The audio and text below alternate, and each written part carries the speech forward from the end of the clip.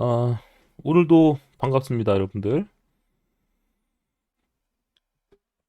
어제는 우리가 어떤 걸 했었냐면, 데이터베이스 연결을 위한 이제 데이터 소스라고 불리는 빈을 설정했었어요. 그런데, 어, 이 빈을 설정하는데,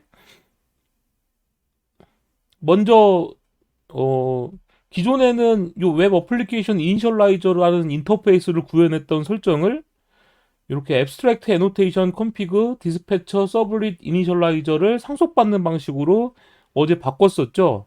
그리고 나서 서블릿과 JSP, 즉 웹과 관련된 부분에 대한 설정은 webconfig.class로 지정을 해줬었고, 그 다음에 비즈니스 단과 관련된 설정은 appconfig.class로 설정을 한다고 했었어요.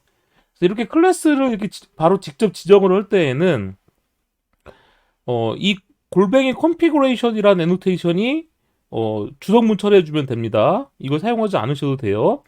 이 골뱅이 컨피그레이션은 여기 가보시면 알겠지만 컴포넌트 기도하다고 했었죠. 지금 여기 보시면 컨피그레이션 애노테이션은 컴포넌트 애노테이션이 붙어 있는데 이 말은 무슨 얘기를 하고 있었냐면 컴포넌트 스캔이라는 걸 통해서 찾을 수 있다. 자동으로 찾을 수 있다. 이런 이야기를 했었어요. 그래서 얘가 붙어 있으면 이 설정을 자동으로 찾아서 사용할 수가 있는데 음, 지금 우리는 직접 클래스명을 이렇게 설정을 바로 이렇게 넣어줬기 때문에 각각의 설정에는 뭐가 필요 없냐면 요 골뱅이 컨피그레이션 얘가 필요 없다 이 말입니다. 그래서 이 애노테이션이 붙어 있게 되면 이 설정이 두 번 실행될 수가 있어요. 그래서 이 설정을 다 주석문 처리를 해줘야 된다라는 걸 말씀드리고 싶네요.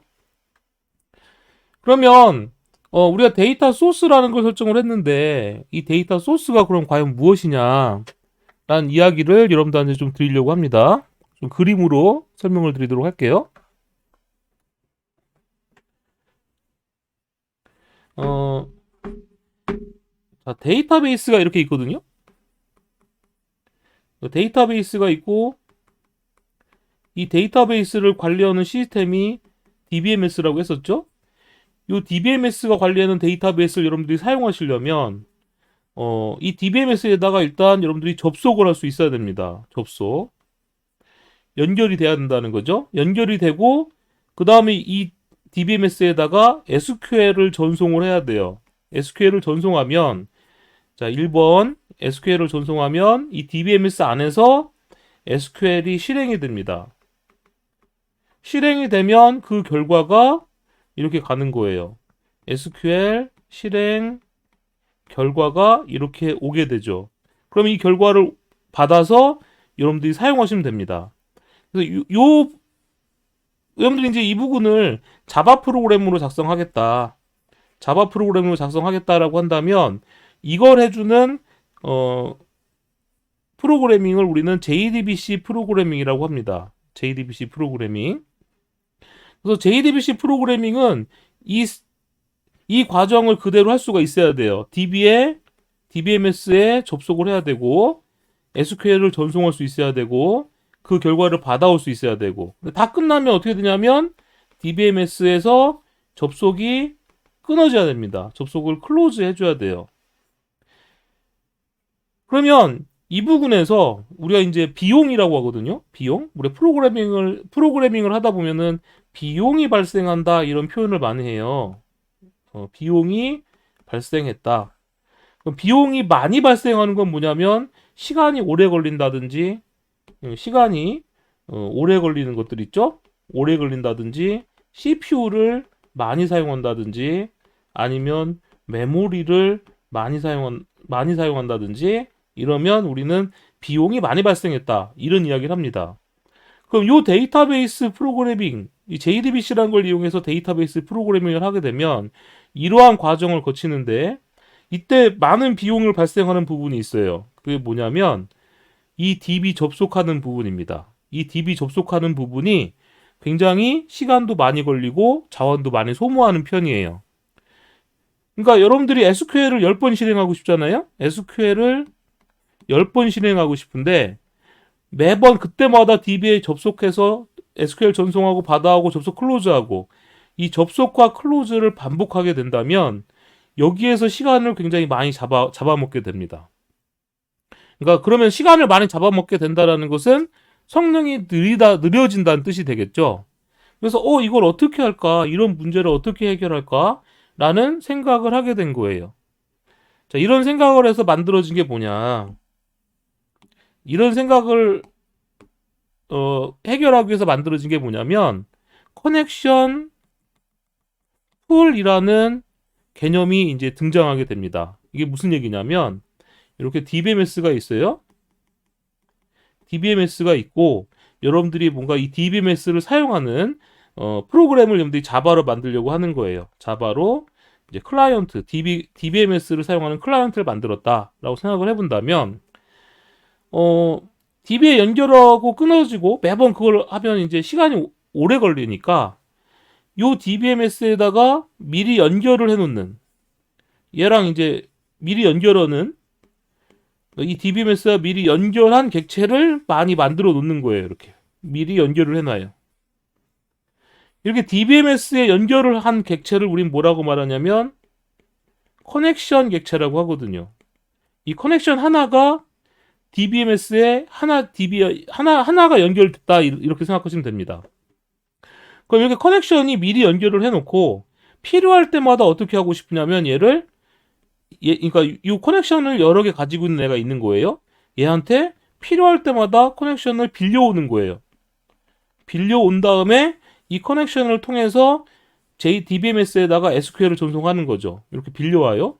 커넥션을 빌려왔다는 것은 이 커넥션이 연결되어 있는 거죠. 그럼 얘를 통해서 SQL을 전송하고 그다음에 SQL 결과를 받는다 이거죠. 그럼 결과를 받은 다음에 어떻게 해주느냐? 아까는 이 커넥션이 연결이 끊어진다고 했었는데 끊어주는 게 아니라 빌려온 것을 어떻게 해주냐면 자 이렇게 빌려왔어요. 빌려온 것을 다시 되돌려주게 됩니다. 이게 되돌려줘요. 즉 얘는 지금 저희 동그라미 친 이 부분을 뭐라고 말할 수가 있냐면 이 부분을 커넥션을 미리 연결해 놓은 커넥션을 갖고 있다가 빌려주고 되돌려 받고 이런 걸 할 수 있는 객체다 이 말이죠. 얘가 누구냐면 커넥션 풀이에요. 얘가 커넥션 풀입니다. 즉 이 커넥션 풀을 잘 구현을 해두면 이 DBMS 프로그래밍이 굉장히 성능이 좋아지는 거예요. 왜냐하면 매번 연결을 하는 게 아니라 미리 연결해 둔 것을 이용해서 어떻게 됩니까? 사용하고 되돌려주고 이런 걸 하다 보니까 DBMS 프로그래밍 성능이 훨씬 좋아집니다. 그래서 이런 커넥션 풀을 굉장히 다양한 사람들이 만들어요. 얘가 이제 여러 가지가 있습니다. 뭐 DBCP라는 것도 있고 뭐 히카리 CP라는 것도 있고 뭐 오픈소스로 만들어져 있는 커넥션 풀 객체가 굉장히 많아요. 근데 이 커넥션 객체가 굉장히 많은데 사람들마다 이 객체들을 다 모양을 다 다르게 만든다면 어떻게 되겠어요? 이 커넥션 풀 객체를 만드는 방법, 이 사용법이 다 틀리면 사용법이 다 다르면 어떻게 되냐면 얘 사용할 때 여러분들이 사용법을 배워야 될 테고 히카리라고 불리는 걸 사용할 때도 사용법을 배워야 될 테고 매번 새로운 거를 여러분들이 사용할 때마다 사용법을 배워야 되잖아요. 그래서 이런 문제를 해결하기 위해서 우리가 자카르타 2, 자바 2 이런 이야기 했었죠? 이런 걸 해결하기 위해서 데이터 소스라고 불리는 인터페이스를 제공해 줍니다. 자바 쪽에서는. 얘는 인터페이스예요. 자, 이거를 이제 자바 2나 혹은 자카르타 2에서 제공해 주는 거예요. 그래서 이 인터페이스를 제공해 주고 야, 이 커넥션 풀이라고 불리는 객체를 네가 만들고 싶으면 얘를 구현해 줘라고 시킨 거죠. 그래서 얘를 구현해서 DBCP라는 것도 만들어지고 얘를 구현해서 히카리 CP라는 것도 만들어지는 거예요. 그럼 여러분들은 이 커넥션 풀을 사용하기 위해서 누구만 사용할 줄 알면 되냐면 요 인터페이스만 사용하면 됩니다. 제가 오늘 그 즐거운 자바라는 강좌에다가 인터페이스에 대한 설명을 올렸거든요. 인터페이스가 잘 뭔지 모르시는 분들은 그 과정을 한번 들으시면 좀 잘 이해하실 거예요. 즉, 이 데이터 소스를 구현하고 있는 객체들을 우린 커넥션 풀이라고 불리고, 이 커넥션 풀은 미리 커넥션을 연결해 놓고 미리 연결해 놓은 커넥션을 이용해서 빌려주고 되돌려받는 기능을 갖고 있다. 이를 통해서 성능을 굉장히 좋게 만들 수 있다라고 이해하시면 됩니다.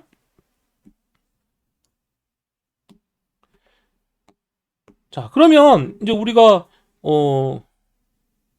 이렇게 한번 생각해 보죠. 이 DBMS가 있으면 이 DBMS 프로그래밍을 하기 위한 가장 원시적인 방법이 뭐라고 했었냐면, 자, 일단 이제 DB에 연결을 해야 돼요. 연결하기 위해서 이제 무슨 객체가 필요하냐면 데이터 소스라고 불리는 객체가 필요합니다. 얘는 이제 인터페이스라고 했죠? 인터페이스라고 해서 얘를 구현하고 있는 객체가 실제 이제 커넥션 풀 객체예요. 얘는 오픈 소스로 굉장히 다양한 애들이 있다라는 거죠. 그래서 이 데이터 소스라는 게 필요하다라는 거 일단 아시면 되고, 그러면 가장 원시적인 프로그래밍 방법이 JDBC라고 불리는 건데, 이 JDBC를 좀 더 편리한 방법으로 우리가 이제 작업을 하기 위해서 어떤 기술이 있다고 했었냐면 마이바티스 같은 기술도 있다고 했었죠. 얘는 SI 개발 현장에서 많이 쓰이고요. 그 다음에 뭐 스프링 JDBC라는 것도 있고, 그 다음에 스프링 데이터 JPA라는 것도 있습니다. 근데 사실 이 스프링 데이터 JPA라는 것은 뭐냐면 원래 ORM이라고 불리는 기술이 있어요. 이 ORM이라는 기술은 오브젝트와 이 관계형 데이터베이스를 매핑해주는 기술이거든요. 그래서 SQL을 몰라도 된다. 이 기술을 이용하면 SQL을 몰라도 되는 게 이제 아까 SQL을 전송해서 결과를 받아온다고 했었는데 SQL을 몰라도 되는 거예요. 그런데 이 ORM에 대한 자바 표준이 뭐냐? 이거에 대한 자바 표준을 우린 뭐라고 말하냐면 JPA라고 합니다. 즉 이 JPA는 스프링과 상관없는 애예요. 스프링과 상관없습니다. 스프링과 상관없이 ORM 기술의 표준이에요. ORM이라는 별도의 기술이 있다고 생각하시면 돼요. 뭘 안 써도 되는 기술? SQL을 안 써도 되는 ORM 기술의 자바 표준을 JPA라고 합니다. 여기 JPA는 얘는 인터페이스만 제공해 주는 거예요. 그러니까 ORM이라는 기술을 아무렇게나 만들지 말고, 아까 제가 뭐라고 했어요? 커넥션 풀도 사람마다 다 다르게 만들면 사용하기 힘드니까 무슨 인터페이스를 제공한다고 했었냐면 데이터 소스라고 불리는 인터페이스를 제공해주고 이걸 구현하는 객체를 만들라고 했었죠. 그런 것처럼 ORM도 다 어떻게 해요? 각자 다 다르게 만들면 매번 그거 다르게 만든 거 사용하기 불편하니 표준 기구에서 JPA라고 불리는 인터페이스들을 정의를 내린 거예요. 그래서 요거를 구현해서 만들었으면 좋겠어 라고 한 거죠. 그래서 요 JPA 기술을 구현해서 만들어진 구현체가 있어요. 그게 뭐냐면 하이버네이트라고 불리는 기술입니다. 그러니까 이 하이버네이트라는 기술은 요 인터페이스를 구현하고 있는 구현체예요. 자, 그런데 이 JPA를 스프링과 연동해서 그러니까 이 얘를 좀 더 편하게 만들기 위해서, 얘를 편하게 쓰기 위해서 스프링에서 만든 기술이 뭐냐? 얘를 더욱더 편하게 만든 거죠. 얘를 편하게 만들기 위해서 제공해 주는 게 스프링 데이터 JPA라는 기술입니다. 그러니까 여러분들께서는 만약에 이 스프링 데이터 JPA라는 걸 공부를 하기 위해서는 뭐부터 가장 먼저 공부하는 게 좋다겠어요? 첫 번째 SQL을 공부하고, 두 번째 JDBC를 공부하고, 세 번째 이 ORM 표준인 JPA를 공부하고, 그 다음에 스프링 데이터 JPA를 공부하고, 만약에 여러분들이 좀 더 딥하게 공부하신다면 이 하이버네이트 구현체까지 공부하신다면 굉장히 딥하게 공부할 수가 있다. 이렇게 말씀을 드리고 싶네요. 자, 이런 형태예요. 그러면 JPA를 여러분들이 사용하시든 스프링 데이터 JPA를 쓰든 아니면 하이버네이트를 그냥 바로 이용하든 JDBC를 사용하든 데이터베이스를 사용하기 위해서는 반드시 뭐가 필요하냐면 DB 연결, 커넥션이 필요합니다. 이 커넥션을 관리해주는 게 데이터 소스니까 여기 있는 걸 뭘 쓰든, 여기 있는 걸 뭘 사용하든 이 데이터 소스는 반드시 설정을 해주셔야 돼요. 그래서 어제 여러분들과 함께 설정했던 게 이 데이터 소스였습니다. 자, 그럼 이게 데이터 소스인데 만약에 이제 우리가 요걸 쓰고 싶은 거예요. 스프링 데이터 JPA라는 요걸 사용하고 싶거든요. 그럼 얘를 사용하고 싶으면 어떻게 되느냐? 이게 이제 중요한 건데, 자, 얘를 사용하려면 뭐 어떻게 하느냐? 어, 자, 스프링 데이터 JPA를 사용하려면 어떻게 하냐면, 음, 그 스프링 데이터 JPA를 사용하기 전에 얘는 JPA가 굉장히 중요하다고 했었고, 하이버네이트라는 기술이 또 중요하다 이런 이야기 했었죠, 여러분들, 그죠? 그러면 음, 여러분들이 뭘 찾아보시냐면 엔티티 매니저랑 퍼시스턴스 컨텍스트라고 불리는 요 두 가지가 굉장히 중요한 개념입니다. 그래서 이미지를 제가 한번 눌러보면은요, 지금 보니까 요런 그림이 나와요. 여러분들 앞으로 자바 공부하다 보면 요 사이트 많이 보실 텐데 요 사이트에 가보시면 굉장히 좋은 정보가 많거든요. 여기 보니까 JPA Hibernate Persistence Context라는 제목이 하나 글이 있네요. 여기 보시면 이런 그림이 나오는데 이 그림이 굉장히 중요합니다. 자, 이 그림을 보시면 JPA라는 것을 사용하면 뭘 안 쓸 수 있다고 했었냐면 SQL을 사용하지 않아도 된다. 이런 이야기 했죠, 여러분들. 그죠? 그러면 이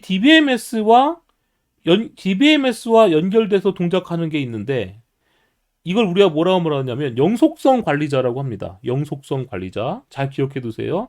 Persistence Context는 영속성 관리자라고 해서 DB와 이렇게 통신을 하고 있네요. 우리가 이제 데이터베이스 프로그래밍에 대해서는 앞으로 자, 여러분들한테 데이터베이스 프로그래밍은 이 순서로 제가 할 거예요. 뭘 할 거냐면 SQL 따로 공부할 거고요, 우리. 그다음에 JDBC도 공부할 거고요. 그리고 JPA도 공부할 거고요. 그다음에 스프링 데이터 JPA도 공부할 겁니다.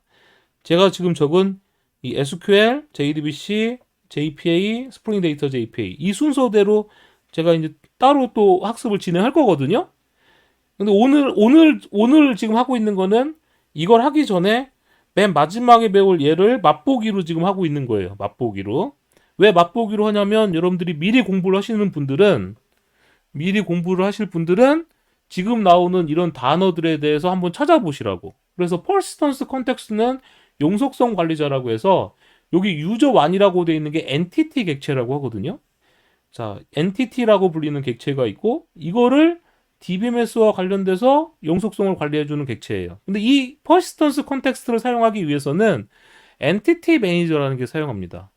근데 이 엔티티 매니저라는 것은 스레드 세이프 해야 돼요. 스레드 세이프하다는 건 뭐냐면 동시에 사용하면 안 된다는 얘기예요. 이 엔티티 매니저라는 객체는 요 퍼시스턴스 컨텍스트를 이용하는데 얘가 동시에 사용되면 안 됩니다.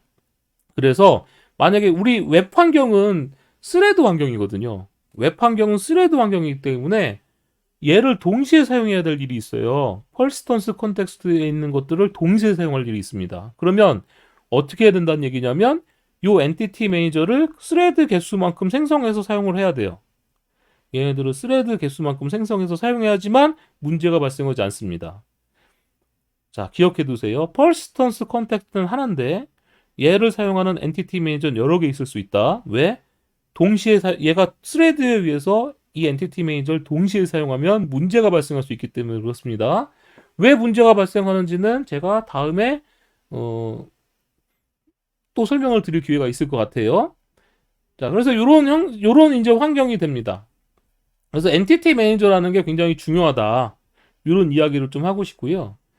그 다음에 그러면 이제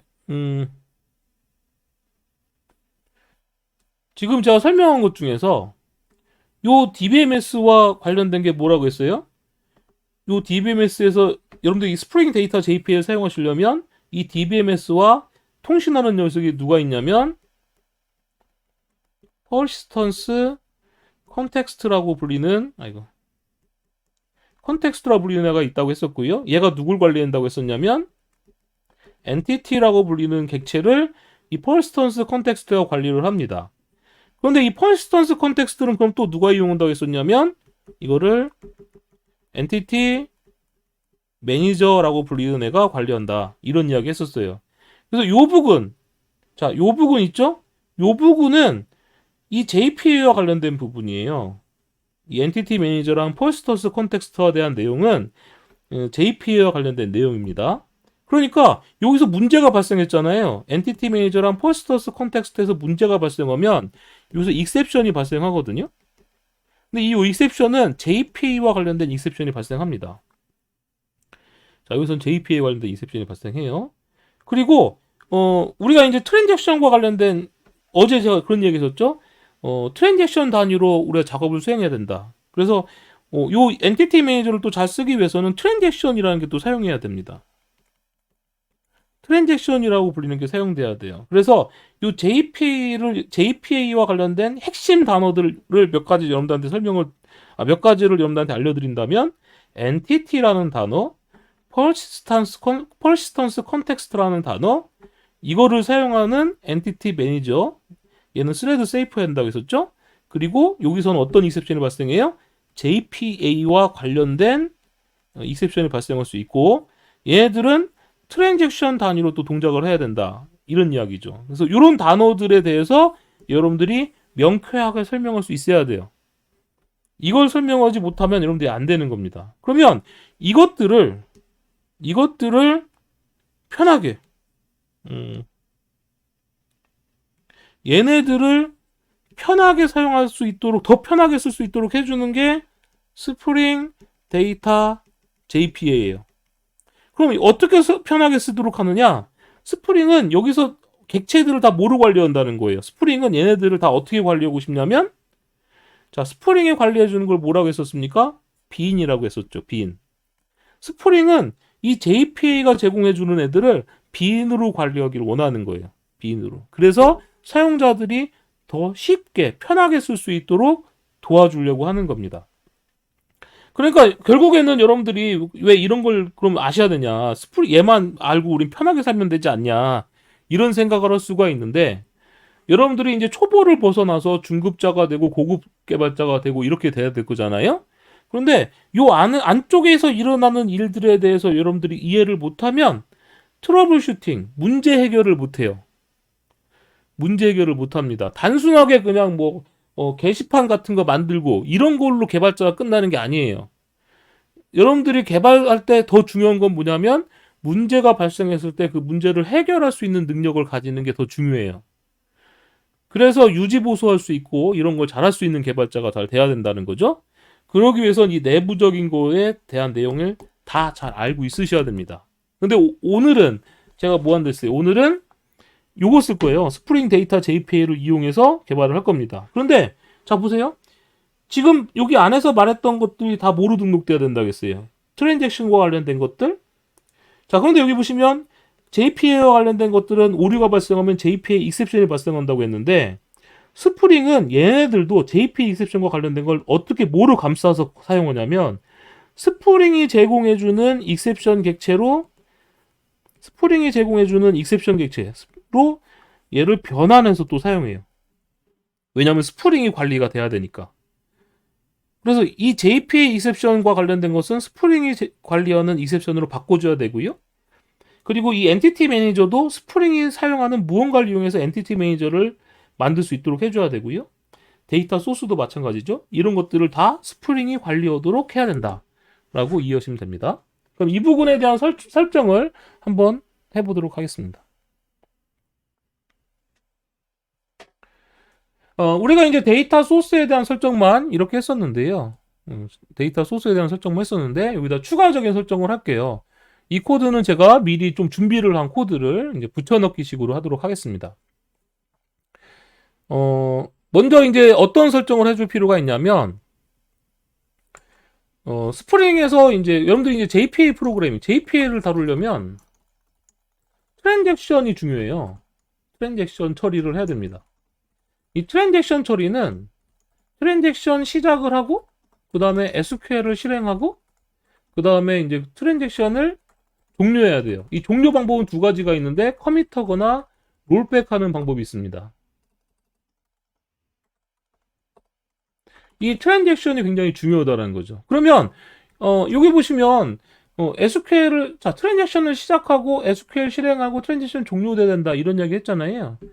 요거를 이제 메소드에서 자동으로 처리해 주고 싶은 거예요. 메소드에서 메소드에서 위에 세 가지 작업이 실행돼야 되는데, 스프링을 만든 사람은 이런 생각을 한 거예요. 스프링을 만든 사람은 SQL만 실행하도록 하자. 트랜잭션 시작 종료는 자동으로 하게 할 수 없을까? 이런 생각을 한 겁니다. 그럼 어떻게 자동으로 하냐면 이런 애노테이션만 붙이도록 하자. 트랜잭셔널이라는 애노테이션을 붙이면 트랜잭션을 자동으로 처리할 수 있도록 하자. 이런 생각을 하게 된 거죠. 그래서 이 트랜잭션을 관리해주는 객체가 필요한 거예요. 스프링에서는 트랜잭션을 관리해주는 빈이 필요합니다.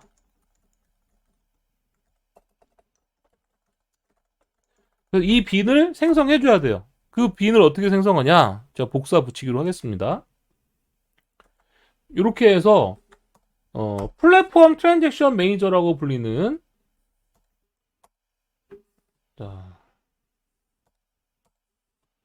이렇게 플랫폼 트랜잭션 매니저라고 불리는 인스턴스를 빈을 만들어서 이제 만들어 줄 수 있도록 설정을 해줘야 됩니다. 근데 여기 보니까 플랫폼 트랜잭션 매니저가 만들어지기 위해서는 뭐가 필요해요? 엔티티 매니저 팩토리라는 게 필요해요. 엔티티 매니저 팩토리. 자, 그럼 엔티티 매니저 팩토리라는 게 뭐냐? 여러분들 한번 생각해 보세요. 공장을 만드는 게 쉬울까요? 그 공장에서 만드는 상품을 만드는 게 쉬울까요? 자, 질문. 공장을 만드는 게 쉬울까? 그냥 얼핏 생각해 보세요. 쉬울까? 공장에서 만드는 상품을 만드는 공장에서 상품을 만드는 게 쉬울까? 자, 이거 한번 생각해 본다면 공장 자체를 만드는 것은 상품 만드는 것보다는 훨씬 어렵겠죠. 공장을 건설하는 것은 어렵다. 그죠? 이게 어렵겠죠. 근데 지금 여기 보시면 엔티티 매니저 팩토리라는 게 등장하죠? 이 엔티티 매니저 팩토리라는 게 뭐냐? 아까 제가 그림으로 보면 DBMS와 연결해서 사용되는 게 퍼시스턴스 컨텍스트라는 거라고 했었고요. 이 퍼시스턴스 컨텍스트를 이용하는 게 뭐라고 했어요? 엔티티 매니저라고 했었잖아요. 이 엔티티 매니저는 스레드에 안전해야 되기 때문에 어떻게 된다고 했어요? 스레드에 안전해야 되기 때문에 여러 개 있을 수 있댔어요. 얘가 여러 개. 이 엔티티 매니저가 상품이라고 생각하시면 되고요. 이 엔티티 매니저는 필요할 때마다 만들어서 사용해야 되거든요. 필요할 때마다. 그래서 이 필요할 때마다 만들어서 사용해야 되는데 이 엔티티 매니저를 만들어주는 게 누구냐면 이 엔티티 매니저를 만들어주는 게 엔티티 매니저 팩토리예요. 그래서 이 엔티티 매니저 팩토리라는 걸 통해서 엔티티 매니저가 만들어지고 이 엔티티 매니저라는 걸 이용해서 퍼시스턴스 컨텍스트가 관리가 되는 겁니다. 그러면 이 엔티티 매니저 팩토리가 얘도 빈으로 등록돼 있어야 돼요. 얘도 빈으로 등록되어 있어야 됩니다.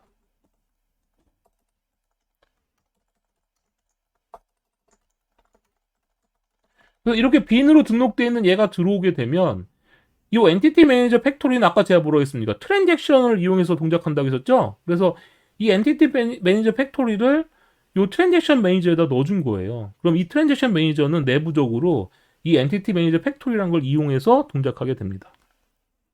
그러면 이 엔티티 매니저 팩토리는 그럼 또 어떻게 만드느냐? 이게 조금 얘도 길어가지고 코드를 복사 붙여넣기 하겠습니다.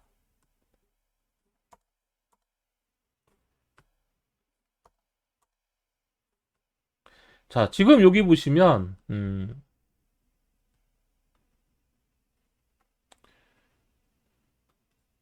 자, 여기 보시면 로컬 컨테이너 엔티티 매니저 팩토리 빈이라고 되어 있는데요. 얘가 뭐냐면 얘가 엔티티 매니저 팩토리예요. 얘가 엔티티 매니저 팩토리를 만들어주는 빈이다. 이렇게 생각하시면 됩니다. 그래서 얘를 통해서 엔티티 매니저 팩토리가 만들어진다고 보시면 돼요. 그리고 얘는 스프링에서 제공해주는 객체입니다. 이거 보시면 알겠지만 스프링에서 제공해주는 객체고 얘를 통해서 엔티티 매니저 팩토리가 만들어지고 엔티티 매니저 팩토리를 통해서 엔티티 매니저가 또 만들어지는 거예요. 지금 보시면 이제 그러면 얘는 음, 또 내부적으로 누구 사용하냐면 DB와 연결을 해야 되기 때문에 데이터 소스를 이용하거든요. 그래서 지금 여기 보시면 이 데이터 소스는 뭐냐면 요 부분입니다. 데이터 소스 부분은 어, 요 부분에 보면 이제 데이터 소스를 빈으로 생성했죠?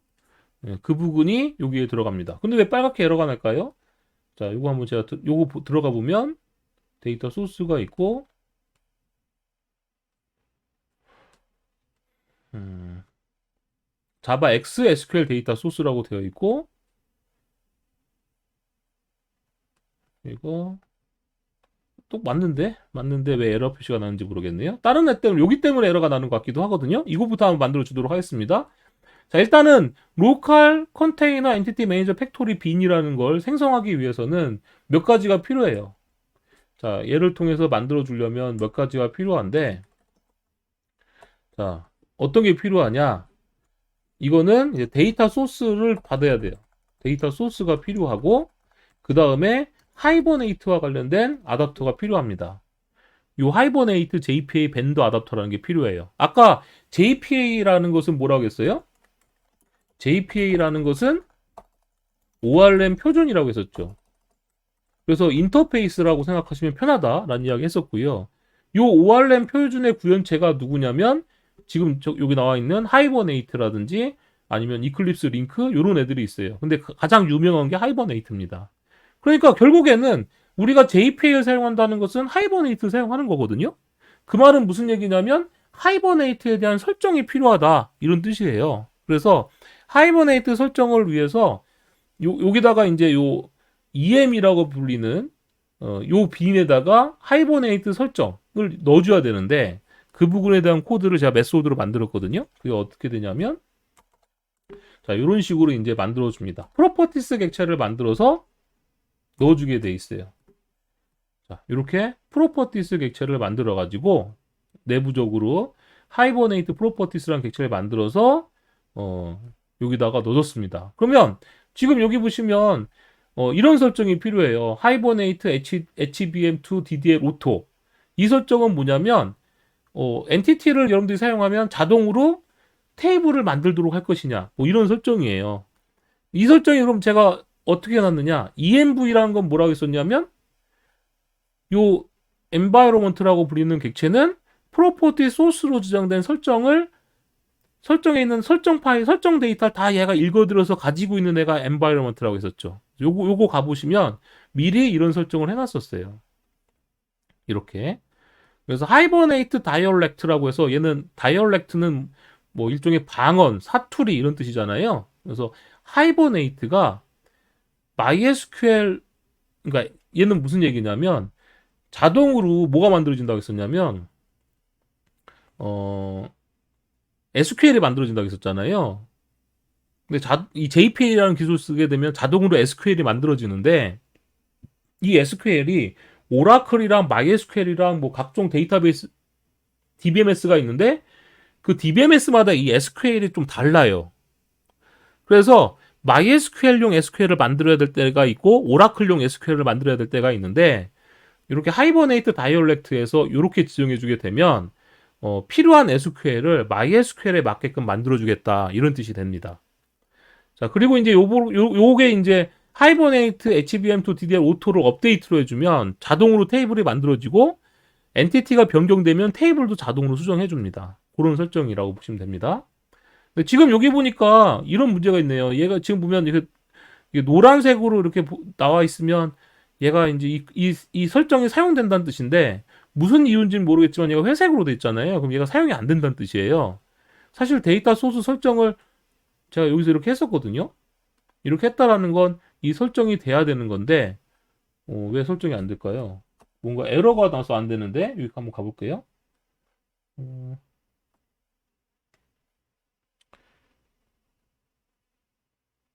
디펜던지 인젝션. 아 지금 여기 보니까 여기 빠져야 되는데요. 일단 주성무 한번 처리해 보겠습니다. 빈을 설정하지 않아야 왜냐면 데이터 소스를 그냥 빈으로 사용해서 사용할 때는 이게 붙어야 되는데 이 데이터 소스를 좀 이렇게 받아서 사용하고 싶을 때는 빼라 이런 뜻이네요. 근데 이게 넣어도 상관이 없는데 아마 스프링 버전 때문에 그런 것 같은데. 자, 일단 이렇게 해줬습니다. 그래서 이제 지금 보시면 엔티티 매니저 팩토리를 생성할 수 있는 빈도 만들어졌고요. 얘를 통해서 엔티티 매니저 팩토리가 만들어지고 여기에 들어가서 이제 플랫폼 트랜잭션 매니저라고 해서 트랜잭션 관리자도 만들어진다. 이렇게 이해하시면 됩니다. 자, 그렇게 된 다음에 이제 또 여러분들이 뭘 하셔야 되냐. 아까 제가 뭐라고 했었냐면 그림에서 보면 JPA와 관련된 익셉션을 뭐로 바꿔줘야 한다 했었어요? 스프링과 관련된 익셉션으로 바꿔준다. 이런 이야기 제가 잠깐 설명했었죠? 그래서 이제 또 빈을 또 하나 등록을 해줄 텐데, 이렇게 퍼스턴스 익셉션 트랜슬레이션 포스트 프로세서라고 불리는 빈을 등록해주게 되면 JPA와 관련된 익셉션이 스프링에서 관리하는 익셉션으로 자동 변환이 됩니다. 얘만 등록해주면 JPA와 관련된 익셉션을 자동으로 변환해줘요. 네, 원리에 대해서는 제가 다음에 또 설명을 드릴 기회가 있을 것 같아요. 자, 그런데 이렇게 해주면 설정은 다 된 건데요. 좀 추가적으로 좀 해줘야 될 게 몇 가지가 있어요. 뭐가 있어야 되냐면, 예를 들면, 트랜잭션을 사용하기 위해서는 여기다가 애노테이션 하나 붙여줘야 됩니다. 뭘 붙여주냐면, Enable Transaction Management 이런 걸 하나 붙여주셔야 되고요. 그 다음에 우리가 이제 앞으로 레파지토리라는 걸 사용할 거거든요. 그 레파지토리도 이제 빈이에요. 근데 그걸 자동으로 컴포넌트 스캔하기 위해서 몇 가지 코드를 좀 적어줄 필요가 있습니다. 그래서 그걸 어떻게 적어주냐면 이런 코드를 좀 적어줄게요.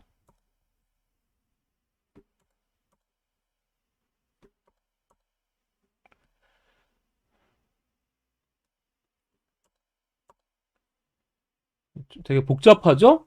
컴파운드 스캔이라고 해서 컴 이그젠플 패키지, 저는 컴 이그젠플 패키지로 시작하고 있잖아요. 이 컴 이그젠플 패키지 이하로부터 어떤 컴포넌트를 찾으란 얘기냐면 서비스와 레포지토리라고 이름 붙어 있는 컴포넌트를 자동으로 찾아서 빈으로 등록해라 이런 뜻입니다. 자, 그리고 enable JPA 레파지토리라고 해서 요 패키지 이하에 있는 것들은 이제 JPA 레파지토리로 인식하도록 해라. 이렇게 생각하시면 됩니다. 이렇게까지 이제 일단 해주면 대부분의 설정은 끝난 것 같아요. 대부분의 설정은 이거 한번 빼보면 역시 에러가 나네.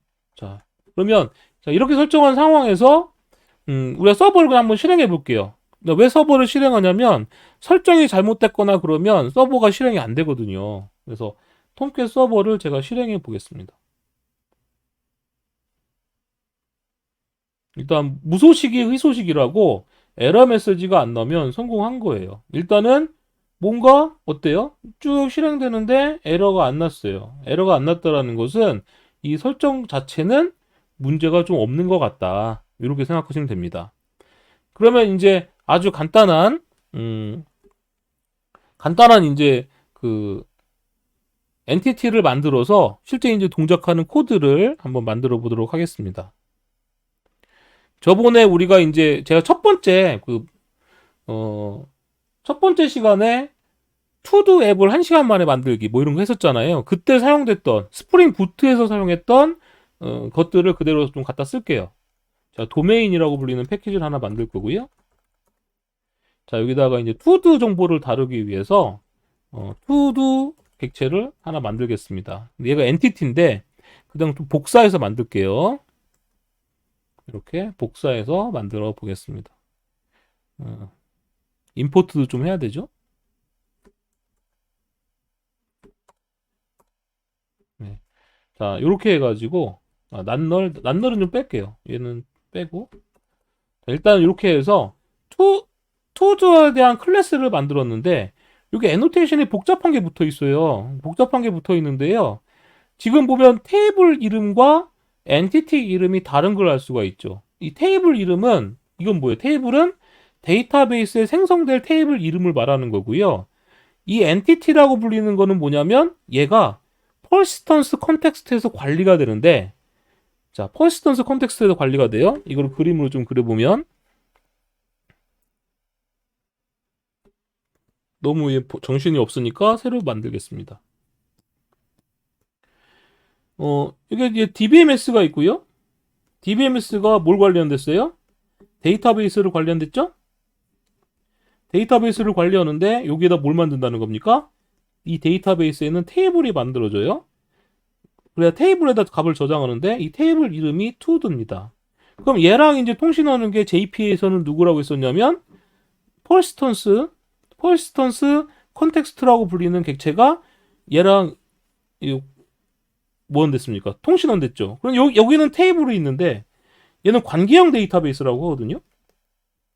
관계형 데이터베이스에서는 저장을 어디다 저장하냐면 테이블에다 저장을 해요. 그럼 테이블에는 여러 개의 데이터가 여러 줄로 이제 데이터가 저장되어 있습니다. 이 한 줄이 하나의 데이터고 컬럼으로 구성이 되어 있죠. 그런데 이 하나의 데이터와 관계를 맺고 있는 게 누구냐면 퍼시스턴스 컨텍스트에서 to도라고 불리는 엔티티예요.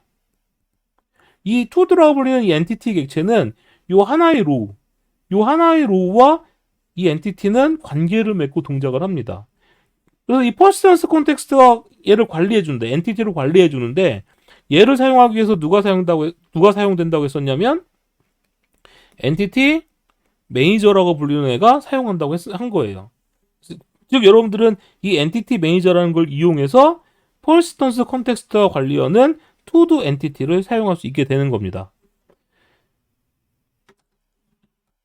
자, 이런 관계를 맺어주기 위해서 스프링에서는 애노테이션이라는 걸 많이 사용하는데 요 엔티티라는 것은 그 엔티티 이름을 말하는 거고요. 퍼시스턴스 컨텍스트와 관리해주는 엔티티의 이름을 말하고 이 엔티티와 관련을 맺고 있는 테이블 이름이 여기에 설정이 되어 있는 거고요.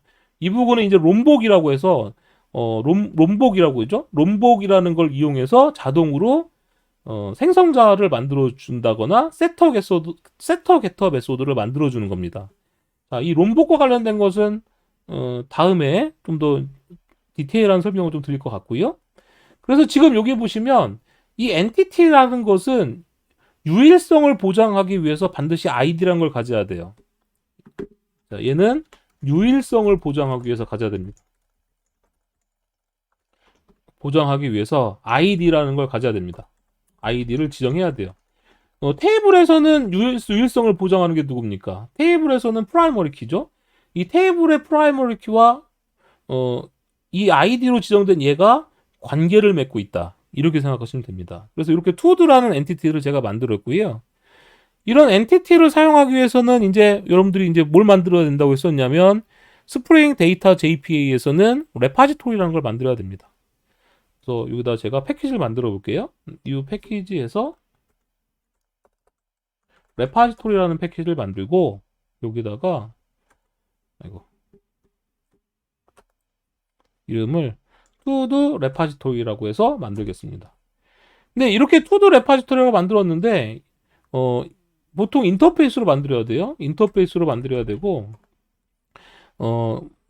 얘는 애노테이션이니까 얘는 이제 인터페이스니까 이걸 붙일 필요가 없긴 한데요. 한번 붙여줄게요. 레파지토리를 붙여주고 지금 여기 얘는 이제 이 to 레파지토리가 JPA 레파지토리라는 걸 인터페이스에 상속받아야 되고요. 이 레파지토리는 누굴 사용한다?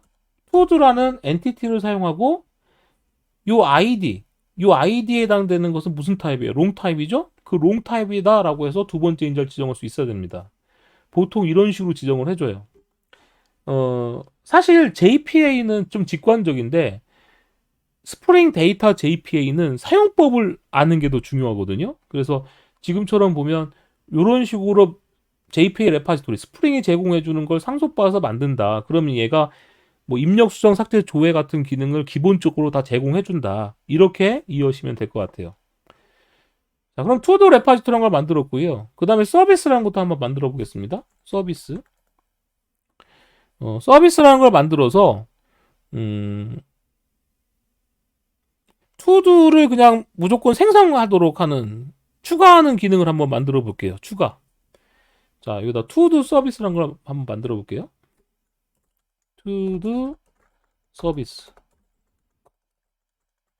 라고 이렇게 만든 다음에 얘는 클래스죠. 서비스라는 애노테이션을 붙여줬고요. 여기다가 public void add to do라고 해서 여기서 무조건 to도를 하나 생성해서 저장하도록 할게요. 근데 to도를 생성해서 저장하기 위해서는 누가 사용돼야 되냐면 이 to-do 레파지토리가 사용돼야 되거든요. private final to-do 레파지토리 선언해주고 파이널이라고 돼 있으면 반드시 생성자에서 초기화해줘야 됩니다. 파이널은 반드시 값이 설정돼야지만 쓸 수 있잖아요. 딱 한 번만 값을 대입할 수 있고. 그래서 생성자에서 초기화가 되는데 보통 이런 생성자를 만들어줘야 돼요. 요렇게 to-do 레파지토리를 받아들여서 이 파이널한 변수를 초기화해 주도록 해주면 얘가 에러가 안 나죠. 근데 요거와 이제 똑같은 걸 해주는 애노테이션이 누구냐면 required args constructor라고 불리는 롬벅 애노테이션을 붙여주게 되면 파이널이 붙어 있는 변수만 초기화해주는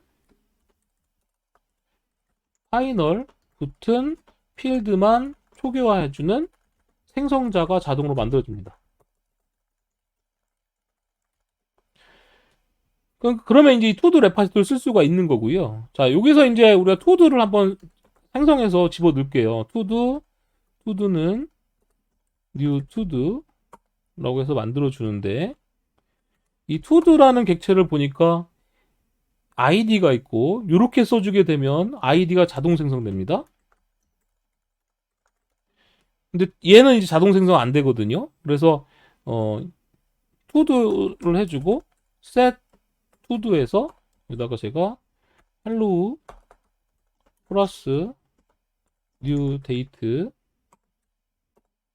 점 toString에서 현재 날짜 정보를 문자로 바꿔서 뒤에다가 이렇게 붙여줄게요. 이렇게 토드 객체를 하나 만든 다음에 얘를 저장해달라고 누구한테 말할 거냐면 토드 레파지토리에다가 저장해달라고 할 거예요. 그럼 저장이 되고 이제 끝나는 건데 요게 이제 하나가 저장되는 거죠. 이 저장되는 이 과정을 성공시키려면 하나의 트랜잭션 단위로 동작하도록 해야 됩니다. 얘가 이제 트랜잭션 단위로 동작하도록 하는 거죠. 이렇게 트랜잭셔널 애노테이션을 붙이게 되면은 우리가 앞에서 보았던 요 플랫폼 트랜잭션 매니저라는 게 내부적으로 사용이 되게 되는 거예요. 그래서 트랜잭션 처리가 됩니다. 그럼 얘는 사용되면 어떻게 돼요? 무조건 투두라는 걸 하나 만들어서 투두 레파지토리를 이용해서 세이브, 무조건 저장을 하네요. 자, 이거를 서블릿에서 그냥 서블릿이 아니라 컨트롤러로 해서 처리하도록 한번 해보겠습니다. 제가 헬로우 컨트롤러가 있고요. 이 서비스를 사용하기 위해서 private final to 서비스 이렇게 선언해 줄 거고요. 역시 파이널이니까 자동으로 주입되기 위해서는 required args constructor란 걸 붙여주면 됩니다. 그럼 얘를 이용해서 무조건 저장하도록 할게요. 그럼 어떻게 해주냐면 get mapping add라고 제가 해주고 public string add throws exception 이렇게 해준 다음에 to 서비스 갖고 있는 add to를 무조건 호출해 준 다음에 add라는 거 호출할게요. 그럼 이 add는 뭐라고 했습니까? JSP를 호출해 주는 거라고 했으니까 여기다가 add.jsp 하나 만들어야 돼요. 자, 여기다 뭐라 할 거냐면 to를 한 건 저장했습니다. 이렇게 무조건 출력하도록 하겠습니다. 저장을 했네요. 자, 이렇게 해주고 톰캣을 멈추고 재시작 해볼게요. 그리고 이 헬로우를 한번 실행해 보겠습니다. 헬로우가 아니라 이 슬래시 애드라는 URL 한번 호출해 볼게요. 로카로스 8080 밑에 슬래시 애드 하면 찾지 못했대. 찾지 못했다고 나오네요. 왜 찾지 못했을까요? 자, 지금 보시면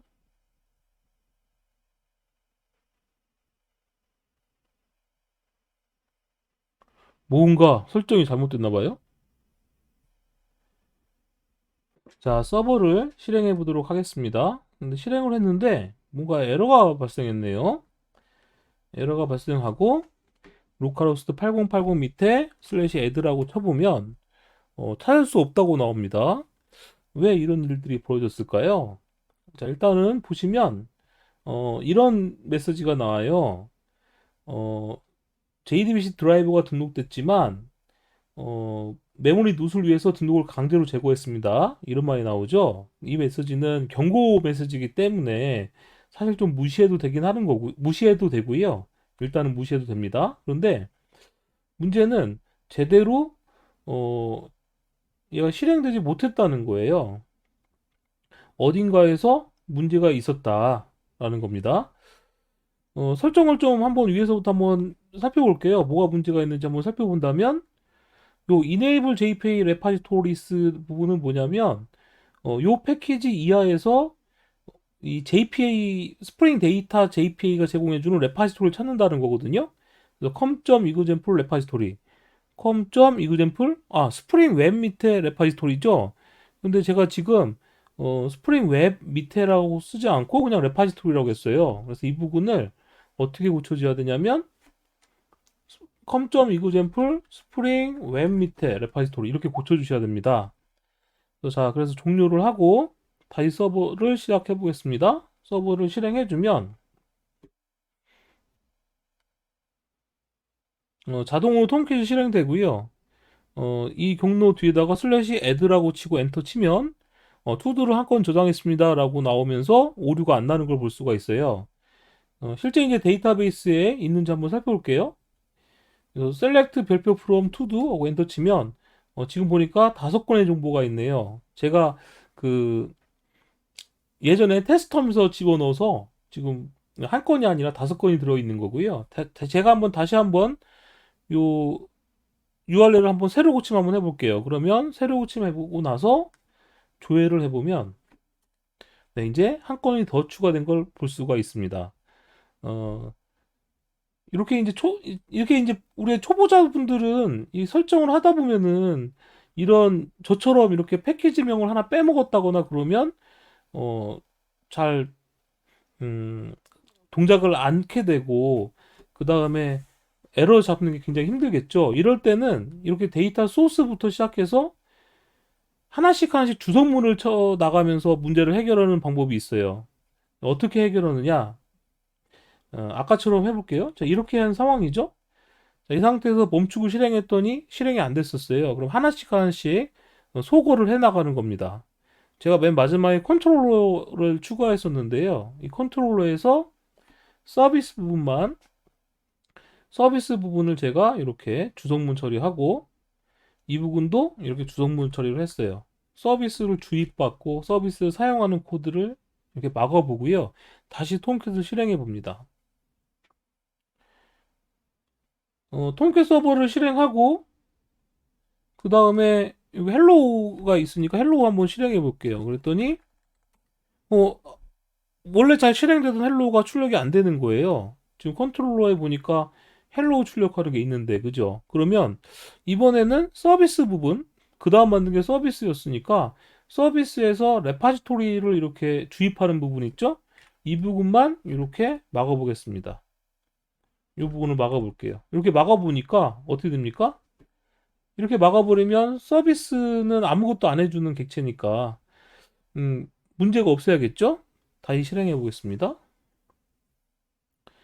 실행을 딱 했더니 음, 다시 이렇게 헬로우 슬래시 헬로우 새로 호침하니까 이번엔 잘 출력되는 걸 볼 수가 있어요. 에러가 안 나죠? 즉 그 말은 무슨 얘기냐면 이 부분에서 문제가 있었다는 거예요. 이 부분에서 어, 이 주성문친 부분에서 문제가 있었다는 얘기죠. 그러면 이렇게 주입만 한번 해보도록 할게요. 이렇게 주입만 이렇게 투두 레파지토리 주입만 하도록 하고 새로 시작해 보겠습니다. 종료하고 다시 톰캣 서버를 실행해 준 다음에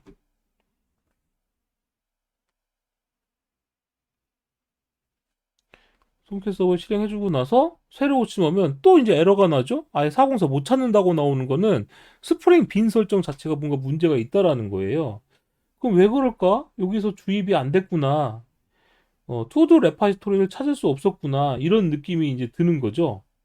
이 부분에서 에러가 났으니까. 그러면 얘를 왜 못 찾을까? 투두 레파지토리 한번 가볼까? 이렇게 가보면 인터페이스죠. 인터페이스 위에는 보통 이렇게 레파지토리를 안 붙여주거든요. 그러면 얘를 찾게 하려면 어떤 설정을 봐야 되지? 얘를 찾게 하려면 이 설정인데 이 설정에서 왜 못 찾았지? com.example 레파지토리? 패키지가 com.example 레파지토리가 아니라 com.example 스프링 웹이구나. 내가 패키지명을 잘못 썼구나. 이렇게 생각이 드는 거죠. 그래서 이 부분은 스프링 웹점이라고 치면 이렇게 입력을 하고 다시 서버를 재시작하면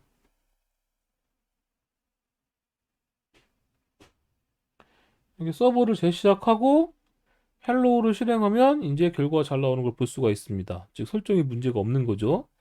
이런 식으로 설정을 해줘야 된다. 만약 이렇게 com.example 밑에 다른 패키지에도 이런 JPA 레파지토리가 있다면 이렇게 와일드 카드를 써도 됩니다. 별표라고 해주게 되면 어, 이 com.example 이하에서 모두 찾겠다 이런 뜻이에요. com.example 패키지 이하에서 모두 찾겠다. 별이 하나가 아니라 두 개인 거 잘 기억해 주세요. 자, 이렇게 해주고 제가 종료하고 시작한 다음에 헬로우가 제대로 실행되는지 보도록 하겠습니다.